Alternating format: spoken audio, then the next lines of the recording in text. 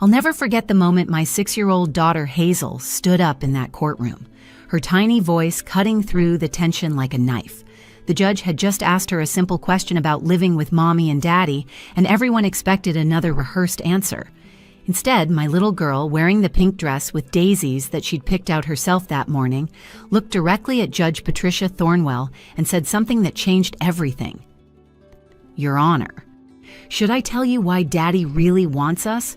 The thing he said about the money Grandma left in our names?" The entire courtroom froze. I watched Roland's face transform from smug confidence to pure panic in a matter of seconds. His expensive lawyer, Mr. Victor Ashford, started shuffling papers frantically. My own lawyer, Ms. Janet Riverside, grabbed my hand under the table, squeezing it tight. We both knew something monumental was about to happen. Roland jumped up from his chair so fast it scraped against the floor with a horrible screech. His face was red, veins bulging in his neck as he screamed at our daughter, "Shut up! Don't listen to her! She doesn't know what she's talking about!" But Judge Thornwell was already in motion. She slammed her gavel so hard the sound echoed through the courtroom like a gunshot. "Bailiff, detain him! Mr. Greystone, you will remain silent or be held in contempt of court." Two uniformed bailiffs immediately moved toward Roland, positioning themselves on either side of him. He stood there, fists clenched, breathing hard, looking like a trapped animal. The man who'd spent 6 weeks painting me as an unfit mother who'd walked into court that morning, sure he was going to take my children away, was watching his carefully constructed plan crumble. Judge Thornwell turned back to Hazel, her voice gentle but firm. "Child, please continue. You're safe here. Tell me what you need to say."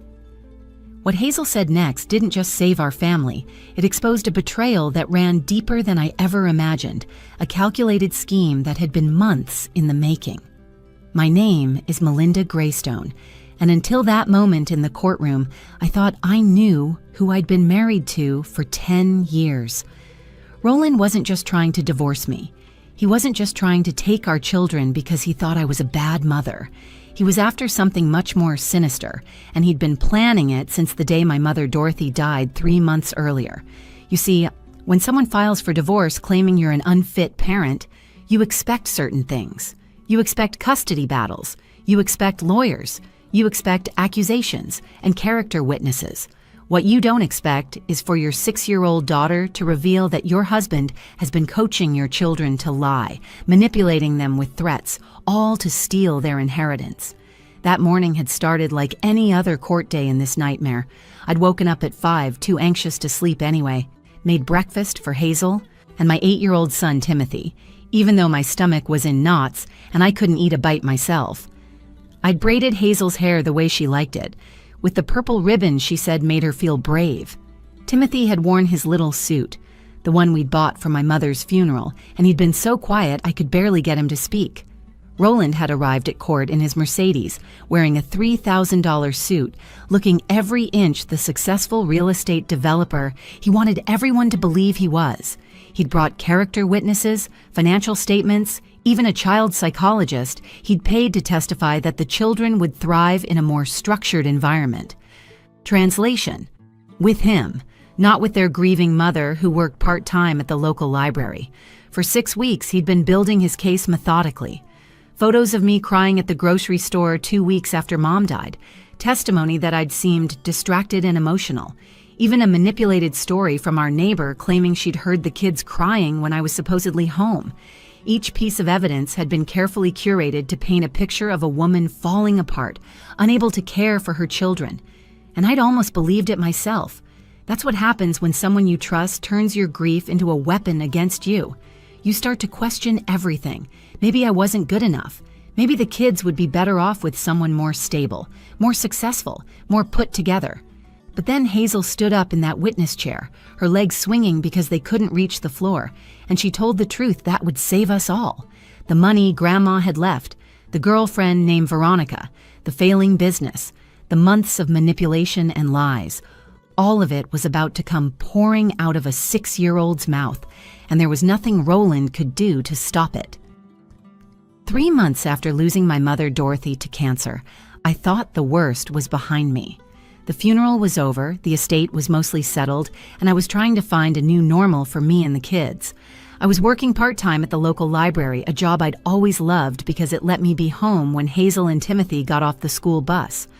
Our house wasn't fancy, just a 3-bedroom colonial on Maple Street, but it was filled with laughter, homework sessions at the kitchen table, and bedtime stories every single night. Roland and I had been married for 10 years, and while things weren't perfect, I believed we were managing. He'd been distant since Mom's funeral, spending more time at his real estate office, coming home late smelling of expensive cologne that wasn't his usual brand. When he did come home, he'd go straight to his office, claiming he had contracts to review, calls to make, deals to close. "Mommy, why doesn't Daddy eat dinner with us anymore?" Hazel had asked one evening while I helped her with her coloring book.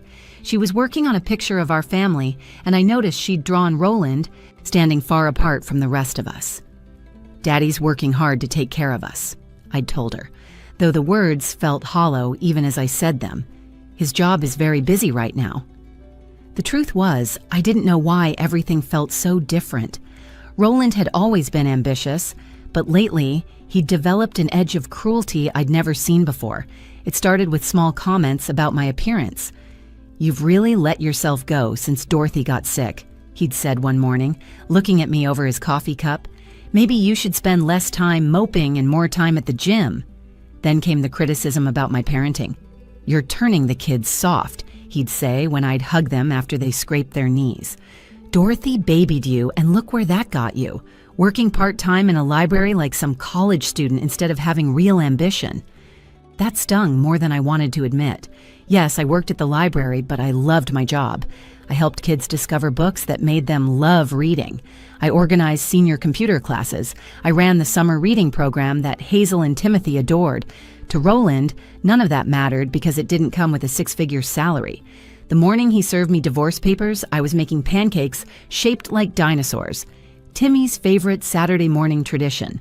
The kids were still in their pajamas, giggling about something they'd seen on TV. I had batter on my hands and flour in my hair when Roland walked in wearing his best suit, the charcoal one he saved for important meetings. He placed a manila envelope on the counter, right next to the plate where I was stacking pancakes. "I'm filing for divorce, Melinda." Just like that. No warning, no conversation, no marriage counseling, just 5 words that shattered our family. "Roland, what are you talking about?" I managed to whisper, glancing at the kids to make sure they weren't listening. "Can we discuss this privately?" "There's nothing to discuss," he said, his voice cold and businesslike, as if he was closing a real estate deal. "I'm taking the kids. You're an unfit mother, and I have the evidence to prove it. My lawyer will be in touch." He turned to leave, then stopped at the doorway. "Oh, and Melinda, don't try to fight this. You work 20 hours a week. You've been a mess since your mother died, and I have documentation of everything. Every time you've cried in front of the children, every pizza dinner because you were too tired to cook, every moment you've chosen wallowing in grief over being a proper parent." "Roland, please," I started, but he was already gone, leaving me standing there with a spatula in my hand and dinosaur pancakes burning on the griddle. Timothy looked up from his cartoon. "Why was Daddy so mad?" "He wasn't mad, sweetheart," I lied, forcing a smile. "Just stressed about work." But inside, I was reeling. Documentation? Evidence? How long had he been planning this?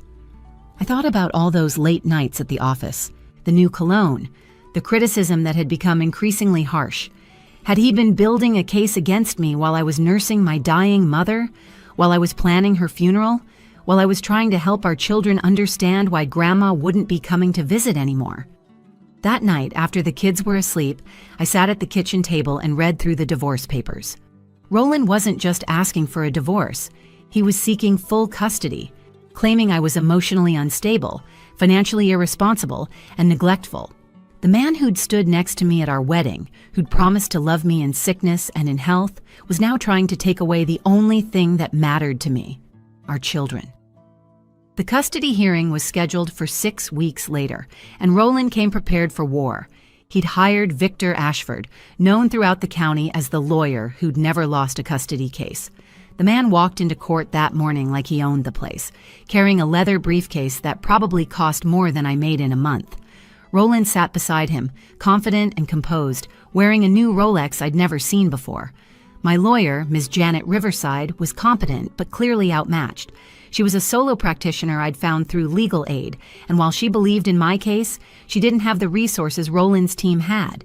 They'd hired private investigators, expert witnesses, and even a child psychologist who'd never actually met my children but was prepared to testify about their needs. Mr. Ashford stood up to present Roland's case, his voice smooth and authoritative. Your Honor, we'll demonstrate that Mrs. Greystone, while perhaps well-intentioned, is simply unable to provide the stable, structured environment these children need.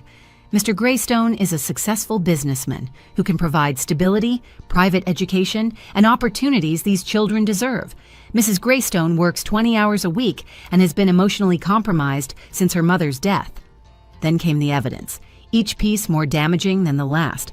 First, they showed photos of me crying at the grocery store 2 weeks after Mom died. The image was grainy, clearly taken from a distance, but you could see my red eyes, the tissues in my hand. This was in public, Your Honor, Ashford said, in front of her children. Imagine what happens at home. Next came testimony from Roland's business partner, Dennis Crawford. I've seen Melinda at company events, he said from the witness stand. She seemed distracted, disconnected. At the last Christmas party, she spent most of the evening sitting alone while Roland networked. The children seemed to gravitate toward their father. What Dennis didn't mention was that the Christmas party was 3 days after Mom's diagnosis, that I'd begged Roland not to make us go, that I'd sat alone because Roland had specifically told me I was embarrassing him with my sadness. They even brought in our neighbor, Mrs. Patricia Hoffman, who claimed she'd heard the kids crying one afternoon when I was supposedly home. It went on for at least an hour, she testified. I was concerned, but I didn't want to interfere.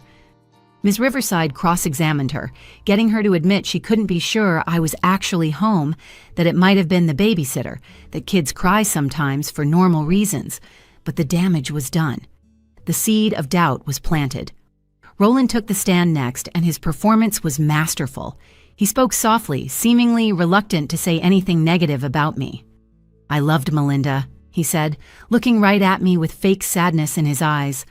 I still do, but since Dorothy's death, she's changed. She spends hours looking at old photos. She cries constantly. The children have told me they're scared when Mommy gets sad. Can you provide specific examples? Ashford prompted. Last month, Hazel asked her mother to help with a school project about families. Melinda broke down sobbing because it reminded her of Dorothy. Hazel ended up doing the project alone. Timothy's been acting out in school, getting into fights. When I asked him about it, he said he was angry because Mommy was always sad. Each word was a carefully placed dagger. The worst part was the tiny kernels of truth twisted into weapons. Yes, I'd cried about the school project, but only after I'd spent 3 hours helping Hazel create a beautiful family tree. Yes, Timothy had gotten into a scuffle at school, but it was because another boy had said something cruel about not having a grandmother anymore. Roland continued his performance. I just want what's best for Hazel and Timothy. They need structure, discipline, and a parent who can focus on their needs, not someone lost in grief. I've already enrolled them in Pemberton Academy for next year. I've set up college funds. I've arranged for tutoring, music lessons, everything they need to succeed. Pemberton Academy, the elite private school that cost $40,000 a year per child. Where was this money coming from? Roland's real estate business had been struggling for the past 2 years. He'd complained about it constantly, said we needed to tighten our belts, which was why I hadn't pushed for more hours at the library.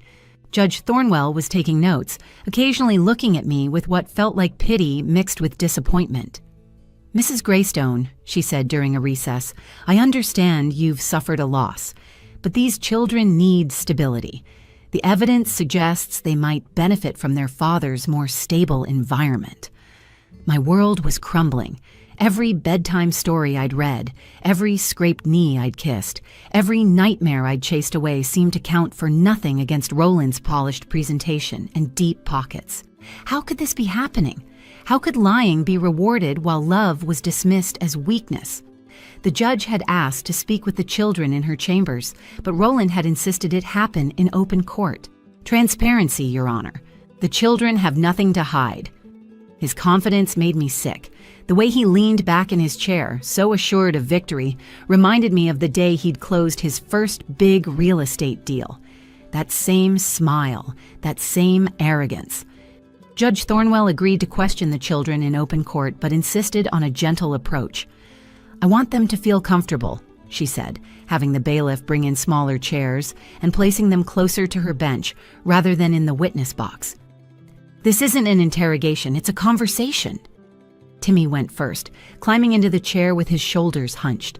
My brave little boy looked so small in his funeral suit. He kept glancing at Roland, then at me, then down at his hands. The judge smiled at him warmly. "Timothy, there's no wrong answer here. I just want to know how things are at home. Can you tell me about living with your mom and dad?" Timmy's voice came out in barely a whisper. "Dad says Mom needs help. He says we should live with him so Mom can get better." My heart shattered into 1,000 pieces. My own son coached to betray me. I wanted to scream that it wasn't true, that Roland had fed him these lines, but Ms. Riverside's hand on my arm kept me silent. "What do you think, Timothy?" Judge Thornwell asked gently. "Not what Dad says. What do you think?" Timmy squirmed in his seat. "I don't know. Sometimes Mom cries. Dad says that's bad."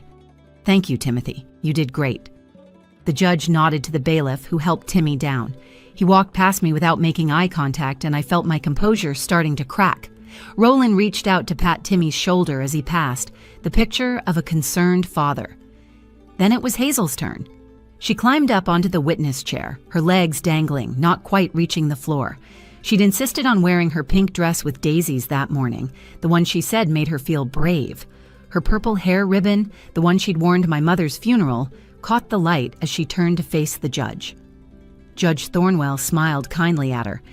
"Hazel, sweetheart, can you tell me about living with Mommy and Daddy?" Hazel looked at Roland first. I saw him give her a small nod, his lips moving slightly as if reminding her of something. Then she looked at me, and I tried to give her an encouraging smile, despite the tears threatening to spill over.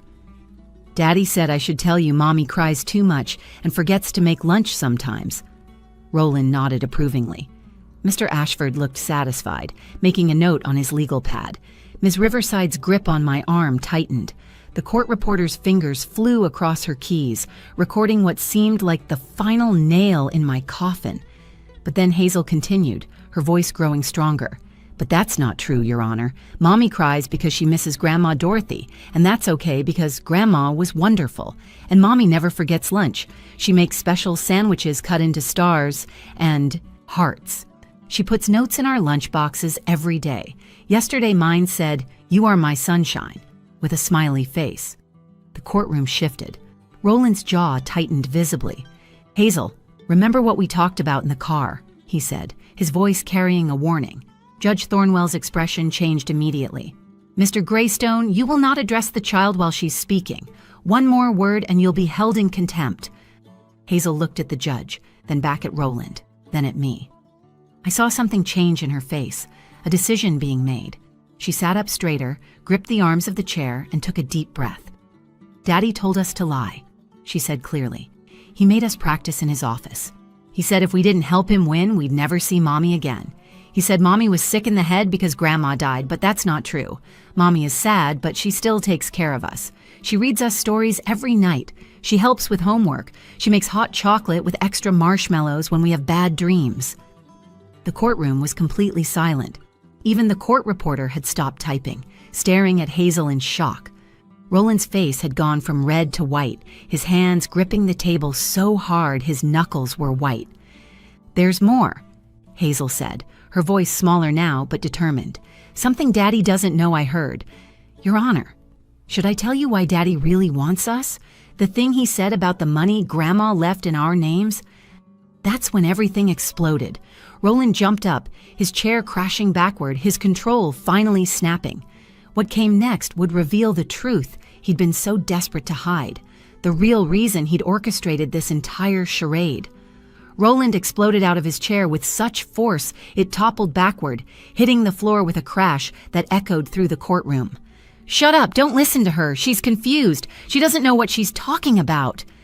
His face was purple with rage, veins bulging in his neck, spit flying as he screamed at our 6-year-old daughter.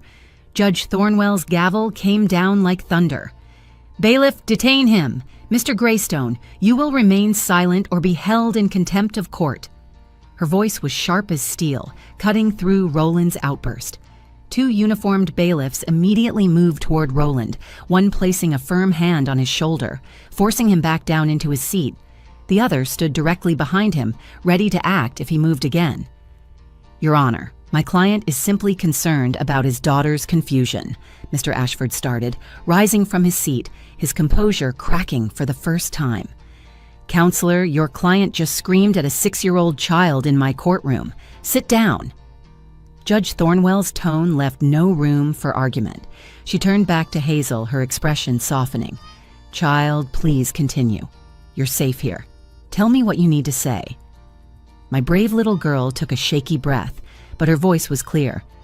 3 weeks ago, Daddy was on the phone in his office at home. He didn't know I was playing with my dolls behind the couch. I like that spot because it's quiet and cozy. He was talking to someone named Veronica. The name hit me like a physical blow. Veronica. Who was Veronica? "That's his girlfriend, I think," Hazel continued matter-of-factly, "because I saw them kissing at his office once when he brought us there on a Saturday. He said he had to grab some papers, but then I needed to use the bathroom, and when I came back, they were kissing by his desk." The courtroom gasped collectively. Ms. Riverside's hand found mine under the table. Roland's face had gone from purple to ghostly white. Mr. Ashford was frantically whispering to him, but Roland wasn't responding, just staring at Hazel in horror. "Daddy was talking really excited on the phone," Hazel continued. "He told Veronica that Grandma Dorothy left money for me and Timmy, a lot of money. He said it was in something called a trust fund, and that if he got custody, he could control it until we turned 18. Judge Thornwell leaned forward. "Did he say how much money, sweetheart?" Hazel nodded. "He said there was almost $2 million. He kept saying $2 million over and over like he was really happy about it." $2 million. My mother had never mentioned anything about that kind of money. She'd lived modestly, saved carefully. Where had $2 million come from? "He told Veronica his business was in trouble," Hazel continued, each word another nail in Roland's coffin. "He said he owed a lot of money to some bad people and the banks wouldn't give him any more loans. He said, 'Once I get the kids, we can use their money to save the company and buy that beach house in Florida you wanted.'" Timmy suddenly stood up from his seat in the gallery. "I heard it too." His voice cracked with emotion. "I didn't want to say anything because Dad said he'd send Mom away if we didn't help him. But I heard him talking about the money too. He was in his car on speakerphone and I was in the back seat. He forgot I was there." "Timothy, please sit in the witness chair," Judge Thornwell instructed. Timmy practically ran to the chair, eager now to tell the truth. "Dad's been lying about everything," Timmy said, the words pouring out of him. "He made us practice what to say about Mom. He said she was crazy, but she's not. She's sad about Grandma, but she still takes care of us. She helps with homework every night. She makes dinner. Real dinner, not just pizza. Dad's the one who's never home. And when he is home, he just yells at us to be quiet so he can make phone calls." "There's more," Hazel said, her small voice cutting through the courtroom again. "Daddy told Veronica that Mommy was stupid and would never figure it out. He said judges always believe fathers who wear nice suits and have good jobs. He laughed about it, Your Honor. He laughed about taking us away from Mommy. He said once he had the money, he could divorce Mommy and throw her out like trash. Those were his exact words. Throw her out like trash." Judge Thornwell turned to Roland with fire in her eyes. "Mr. Greystone, is there a trust fund established by Dorothy Pemberton for these children?" Roland's lawyer scrambled through his papers, his composure completely shattered. "Your Honor, we weren't aware of any trust fund. This is the first we're hearing of this." "I asked Mr. Greystone, counselor, not you." Roland's voice was barely a whisper, all his arrogance gone. "Yes. And you concealed this from the court? You attempted to gain custody to access funds meant for your children's future? You coached these children to lie about their mother? You've been having an affair while painting your wife as an unfit parent?" The silence in the courtroom was deafening as everyone waited for Roland's response. Judge Thornwell's ruling was swift and decisive. She didn't even retire to her chambers to deliberate. Mr. Greystone, I've seen many custody cases in my 20 years on the bench, but rarely have I witnessed such calculated manipulation of both the court system and innocent children. You've committed perjury, concealed assets, coached minor children to lie under oath, and attempted to defraud them of their rightful inheritance. She turned to Ms. Riverside. Counselor, I'm granting your client immediate full custody with sole legal and physical rights. Mr. Greystone will have supervised visitation only, pending a full investigation by Child Protective Services and the District Attorney's Office for fraud, coercion of minors, and perjury. Your Honor, Mr. Ashford stood up, his designer suit somehow looking less impressive now. My client wishes to appeal. Your client is fortunate he's not leaving here in handcuffs, Judge Thornwell replied sharply. The trust fund established by Dorothy Pemberton will remain protected for the children's education and future, with Mrs. Greystone as the sole trustee. Mr. Greystone, you will pay child support of $3,000 per month, and you're ordered to stay away from the family home except during court-approved visitation. As we walked out of the courthouse, Hazel held my right hand and Timmy held my left. The October sun felt warm on our faces, like my mother's embrace from heaven. Mommy, I'm sorry Daddy was mean to you, Hazel said, looking up at me with those big brown eyes. I knelt down right there on the courthouse steps and hugged both my children tight. You were so brave, sweetheart, both of you. Grandma Dorothy would be so proud. You told the truth when it was hard, when you were scared. That takes real courage. She told me to tell the truth, Hazel said quietly, playing with the purple ribbon in her hair. In my dream last night, Grandma said to be brave and protect you like you protect us. She said the truth always wins, even when liars wear fancy suits. Whether it was really my mother's spirit or just a brave little girl's conscience, I'll never know. But that moment taught me something profound that I'll carry forever. Sometimes the smallest voices speak the loudest truths. Sometimes children see through facades that fool adults. Roland had everything on his side. The expensive lawyers, the manufactured evidence, the carefully constructed lies, the practiced testimony, but he didn't count on one thing, a 6-year-old girl who loved her mother more than she feared her father. 3 months later, the full truth came out during the investigation. Roland's real estate company was $800,000 in debt. He'd been taking out loans he couldn't repay, making risky investments that failed, living far beyond his means to maintain an image of success. The Mercedes, the Rolex, the expensive suits, all of it was bought on credit he couldn't afford. His girlfriend Veronica, who turned out to be his secretary, left him the same week his company filed for bankruptcy. The trust fund my mother had established was even more than Hazel had heard. My father had died when I was young, and his life insurance, combined with Mom's lifetime of careful saving and smart investments, totaled $2.3 million. She'd never told me, wanting me to live my life without depending on money, wanting me to find happiness in simple things like she had. The money was meant for Hazel and Timothy's education, their futures, their dreams. Roland had discovered it while going through Mom's papers when he was supposedly helping me with the estate. He sends child support now, court-ordered and automatically deducted from his wages at the car dealership where he works. The kids see him one weekend a month at a supervised facility downtown. Slowly, they're learning to forgive him, not for his sake, but for theirs. I don't want them carrying anger in their hearts. My mother always said hatred is a poison you drink hoping others will suffer. As for me, I went back to school to become a full-time librarian. The library board created a position for me, having heard about our story. Every night, I tuck my children into bed, read them stories, and thank God for their courage. The trust fund sits safely in the bank, waiting for college and dreams my mother wanted to make possible. Hazel wants to be a judge now. Like Judge Thornwell, she says, someone who listens to kids and protects families. Timmy wants to be a teacher, to help kids who are going through hard times. Hazel asked me recently if lying is always bad. I told her yes, lying is wrong. But telling the truth, especially when it's hard, especially when powerful people don't want to hear it, that's the bravest thing anyone can do. She smiled and said, like when I told the judge about Daddy? Exactly like that, baby. Exactly like that. Some battles aren't won with money or power or perfectly pressed suits. Sometimes they're won by a little girl who refuses to let injustice win, who stands up in a big scary courtroom and speaks the truth that everyone needs to hear. My mother always said the truth has a way of finding light, even in the darkest places. Turns out she was right, and she made sure her granddaughter knew it too.